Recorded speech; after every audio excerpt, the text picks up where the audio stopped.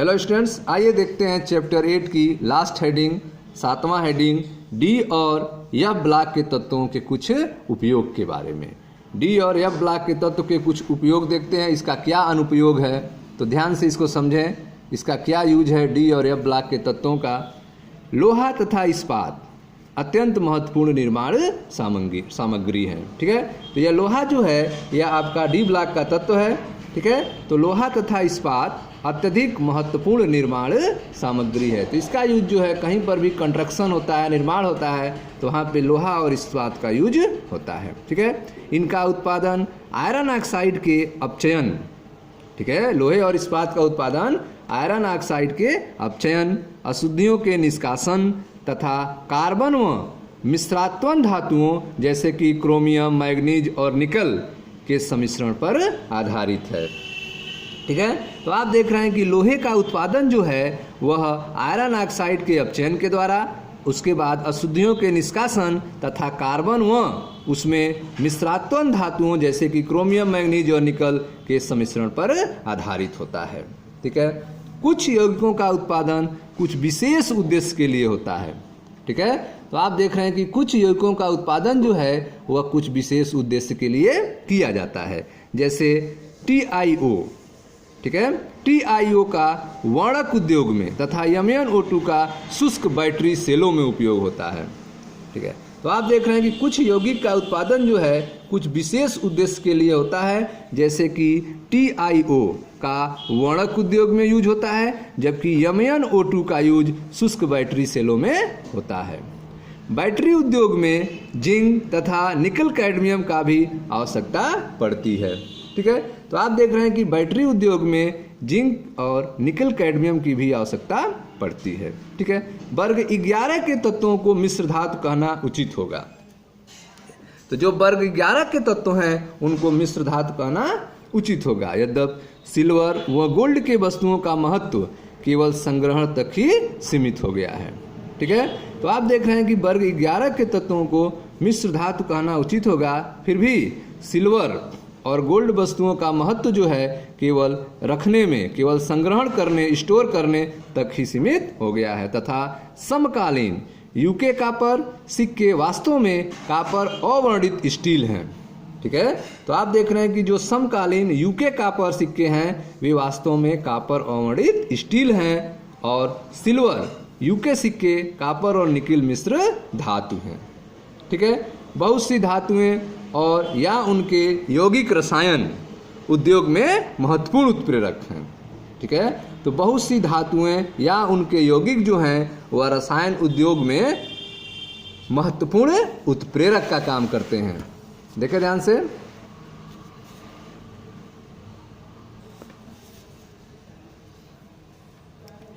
तो आप देख रहे हैं कि बहुत सी धातुएं और उनके यौगिक जो हैं रसायन उद्योग में महत्वपूर्ण उत्प्रेरक हैं। जैसे देखें, सल्फ्यूरिक अम्ल के उत्पादन में V2O5, ठीक है, SO2 के ऑक्सीकरण को उत्प्रेरित करता है। ठीक है, तो सल्फ्यूरिक अम्ल के उत्पादन में जो वेंडियम पेंटाऑक्साइड है, V2O5 है, वह सल्फर डाइऑक्साइड के ऑक्सीकरण को उत्प्रेरित करता है। ठीक इसी तरह से AlCH3 थ्राइज युक्त TiCl4, ठीक है, ठीक है, सिग्लर उत्प्रेरक के आधार है जिसका उपयोग पॉलीथीन के उत्पादन में होता है।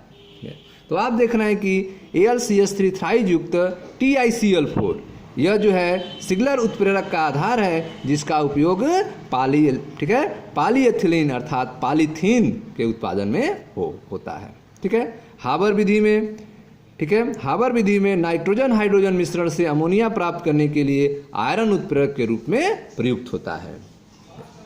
तो ये धातुएं आप देख रहे हैं जो डी और एफ ब्लॉक के हैं, जिनका यूज आप देख रहे हैं कहाँ कहाँ होता है। तो हाबर विधि में नाइट्रोजन हाइड्रोजन मिश्रण से अमोनिया प्राप्त करने के लिए आयरन उत्प्रेरक के रूप में प्रयुक्त होता है। तेल वसा के हाइड्रोजन में निकेल उत्प्रेरक के रूप में प्रयुक्त होता है। ठीक है, तो तेल वसा के हाइड्रोजन में आप देख रहे हैं निकल का यूज जो है उत्प्रेरक के रूप में होता है। एथाइन के ऑक्सीकरण में, ठीक है, एथाइन के ऑक्सीकरण से एथेनॉल बनाने के वाकर प्रक्रम में, ठीक है, PdCl2 उत्प्रेरक के रूप में प्रयुक्त होता है। एथाइन के ऑक्सीकरण से एथेनॉल बनाने के वाकर प्रक्रम में PdCl2 उत्प्रेरक के रूप में प्रयुक्त होता है।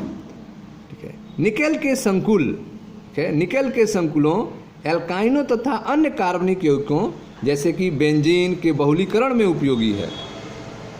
निकेल के संकुलों एल्काइनों तथा अन्य कार्बनिक यौगिकों जैसे कि बेंजीन के बहुलीकरण में उपयोगी है। ठीक है, फोटोग्राफी उद्योग सिल्वर ब्रोमाइड, ठीक है, फोटोग्राफी उद्योग सिल्वर ब्रोमाइड के विशिष्ट प्रकाश संवेदनशीलता के गुणों पर आधारित है। ठीक है, तो आप देख रहे हैं कि जो फोटोग्राफी उद्योग है वह सिल्वर ब्रोमाइड के विशिष्ट प्रकाश संवेदनशीलता के गुणों पर आधारित है। ठीक है स्टूडेंट्स, तो इस तरह से आपने देखा डी और एफ ब्लॉक के तत्वों के कुछ अनुप्रयोग के बारे में, जिसने आपने देखा कि लोहा तथा इस्पात अत्यंत महत्वपूर्ण निर्माण सामग्री हैं। इनका उत्पादन जो है आयरन ऑक्साइड के अपचयन, अशुद्धियों के निष्कासन तथा कार्बन के मिश्र धातुओं जैसे कि क्रोमियम मैग्नीज निकल के सम्मिश्रण पर आधारित है। इसके अलावा कुछ यौगिक का उत्पादन कुछ विशेष उद्देश्य के लिए होता है, जैसे आपने देखा TiO का वर्णक उद्योग में, MnO2 का शुष्क बैटरी सेलों में यूज होता है। बैटरी उद्योग में जिंक, निकल, कैडमियम की भी आवश्यकता पड़ती है। वर्ग 11 के तत्वों को मिश्र धातु कहना उचित होगा। ठीक है, यद्यपि सिल्वर और गोल्ड के वस्तुओं का महत्व केवल संग्रहण स्टोर तक ही सीमित हो गया है तथा समकालीन यूके कापर सिक्के वास्तव में कापर अवर्णित स्टील है। ठीक है, और सिल्वर यूके सिक्के कापर निकल मिश्र धातु हैं। बहुत सी धातुएं और उनके यौगिक रसायन उद्योग में महत्वपूर्ण उत्प्रेरक हैं। ठीक है, जिसका उदाहरण आप देख रहे हैं कि सल्फ्यूरिक अम्ल के उत्पादन में V2O5 SO2, ठीक है, SO2 के ऑक्सीकरण को उत्प्रेरित करता है। ठीक है, AlCH3 थ्राइज युक्त TiCl4, ठीक है, सिग्लर उत्प्रेरक का आधार है जिसका उपयोग पॉलीएथिलीन अर्थात पॉलीएथीन के उत्पादन में होता है। हाबर विधि में नाइट्रोजन हाइड्रोजन मिश्रण से अमोनिया प्राप्त करने के लिए आयरन उत्प्रेरक के रूप में प्रयुक्त होता है। ठीक है, तेल वसा के हाइड्रोजन में निकेल उत्प्रेरक के रूप में प्रयुक्त होता है।